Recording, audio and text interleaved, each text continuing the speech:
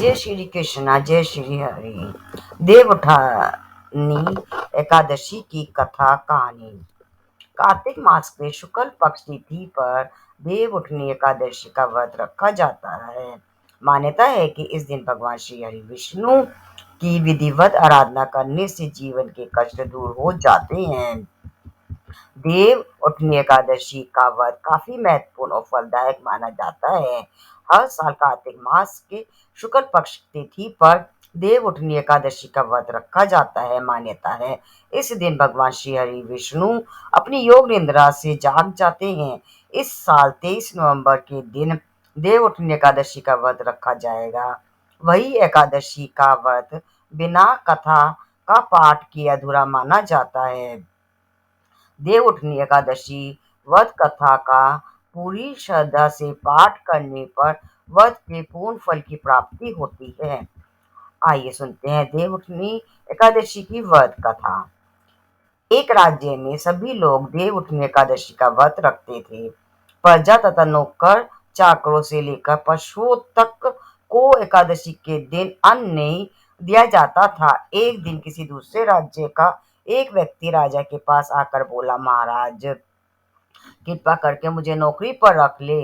तब राजा ने उसके सामने एक शर्त रखी कि ठीक है, रख लेते हैं, किंतु रोज तो तुम्हें खाने को सब कुछ मिलेगा, पर एकादशी को अन्न नहीं मिलेगा। उस व्यक्ति ने उस समय हाँ कर ली। पर एकादशी के दिन जब उसे फलाहार का सामान दिया गया तो वह राजा के सामने जाकर गिड़गिड़ाने लगा, महाराज इससे मेरा पेट नहीं भरेगा, मैं भूखा ही मर जाऊंगा, मुझे अन्न दे दो।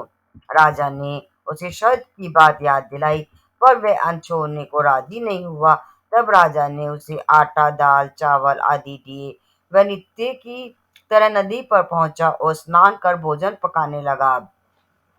जब भोजन बन गया तो वह भगवान को बुलाने लगा, आओ भगवान, भोजन तैयार है। उसके बुलाने पर पीताम्बर धारण किए भगवान चतुर्भुज रूप में आ पहुंचे और प्रेम से उसके साथ भोजन करने लगे। भोजन करके भगवान अंतर्ध्यान हो गए और वह अपने काम पर चला गया। 15 दिन बाद अगली एकादशी को वह राजा से कहने लगा कि महाराज मुझे दुगना सामान दीजिए, उस दिन में तो मैं भूखा ही रह गया। राजा ने कारण पूछा तो उसने बताया कि हमारे साथ भगवान भी खाते हैं, इसीलिए हम दोनों के लिए यह सामान पूरा नहीं होता। यह सुनकर राजा को बड़ा आश्चर्य हुआ। वह बोला, मैं नहीं मान सकता कि भगवान तुम्हारे साथ खाते हैं।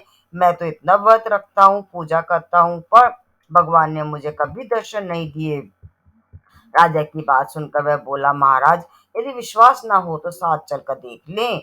राजा एक पेड़ के पीछे छिपकर बैठ गया। उस व्यक्ति ने भोजन बनाया तथा भगवान को शाम तक पुकारता रहा, परंतु भगवान ना आए। अंत में उसने कहा, हे भगवान, यदि आप नहीं आए तो मैं नदी में कूदकर प्राण त्याग दूंगा। भगवान नहीं आए तब वह प्राण त्यागने के लिए नदी में की तरफ आगे बढ़ा। प्राण त्यागने का उसका दृढ़ इरादा जान शीघ्र ही भगवान ने प्रकट होकर उसे रोक लिया और साथ बैठकर भोजन करने लगे। खा पी कर वे उसे अपने विमान में बिठाकर अपने धाम ले गए। यह देख राजा ने सोचा कि व्रत उपवास से तब तक कोई फायदा नहीं होता जब तक मन शुद्ध ना हो। इससे राजा को ज्ञान मिला। वह भी मन से व्रत उपवास करने लगा और अंत में स्वर्ग को प्राप्त हुआ। यह थी कहानी देव उठनी एकादशी की। बोले जय हरि विष्णु।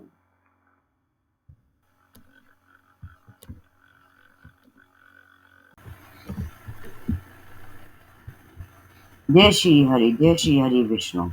देव उठनी एकादशी व्रत। कार्तिक माह में आने वाली देव उठनी एकादशी मोक्ष प्रदान करने वाली होती है। इस बार देव उठनी एकादशी 23 नवंबर 2023 गुरुवार को है। इस दिन 5 माह बाद देव योग निद्रा से जागेंगे और फिर समस्त मांगलिक कार्य शुरू हो जाएंगे।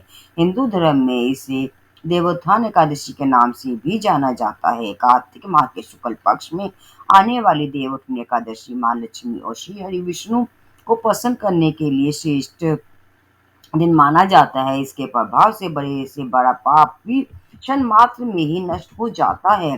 श्री कृष्ण ने कहा है कि देवउठनी एकादशी की रात्रि जागरण कर पूजा करने से साधक की आने वाली 10 पीढ़ियां विष्णु लोक में स्थान प्राप्त करती हैं, पितृ नरक से मुक्ति पाते हैं। देवउठनी एकादशी का व्रत कथा के बिना अधूरा होता है। आइए जानते हैं देवउठनी एकादशी की व्रत कथा। धर्म ग्रंथों की इस स्वयं श्री कृष्ण ने इसका माध्यम बताया है। इसके अनुसार एक राज्य में एकादशी के दिन प्रजा से लेकर पशु तक कोई भी अन्न नहीं ग्रहण करता था। एक दिन भगवान विष्णु ने राज्य की परीक्षा लेने की सोची और सुंदरी वेश बनाकर सड़क किनारे बैठ गए। राजा की भेंट जब सुंदरी से हुई तो उन्होंने उसके यहाँ बैठने का कारण पूछा। स्त्री ने बताया कि वह बेसहारा है। राजा उसके रूप पर मोहित हो गए और बोले कि तुम रानी बनकर मेरे साथ महल चलो। श्री हरि ने ली राजा की परीक्षा। सुंदर स्त्री की राजा के सामने शर्त रखी कि यह प्रस्ताव तभी स्वीकार करेगी जब उसे पूरे राज्य का अधिकार दिया जाएगा और वह जो बनाए राजा को खाना होगा। राजा ने शर्त मान ली। अगले दिन एकादशी पर सुंदरी ने बाजारों में बाकी दिनों की तरह अन्न बेचने का आदेश दिया। मांसाहार भोजन बनाकर राजा को खाने पर मजबूर करने लगी। राजा ने कहा कि आज एकादशी के व्रत में मैं तो सिर्फ फलाहार ग्रहण करता हूँ। रानी ने शर्त याद दिलाते हुए राजा को कहा कि अगर ये तामसिक भोजन नहीं खाया तो मैं बड़े राजकुमार का सिर धड़ से अलग कर दूंगी। राजा के सामने धर्म संकट। राजा ने अपनी स्थिति बड़ी रानी को बताई। बड़ी महारानी ने राजा से धर्म का पालन करने की बात कही और अपने बेटे का सिर काट देने को मंजूर हो गई। राजा हताश थे और सुंदरी की बात न मानने पर राजकुमार का सिर देने को तैयार हो गए।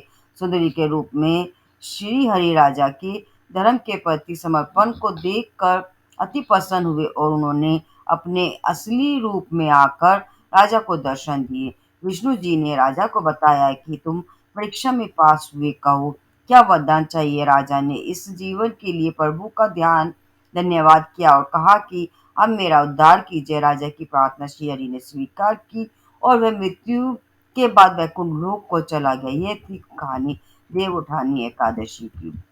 बोलो जय श्री हरि, जय श्री हरि।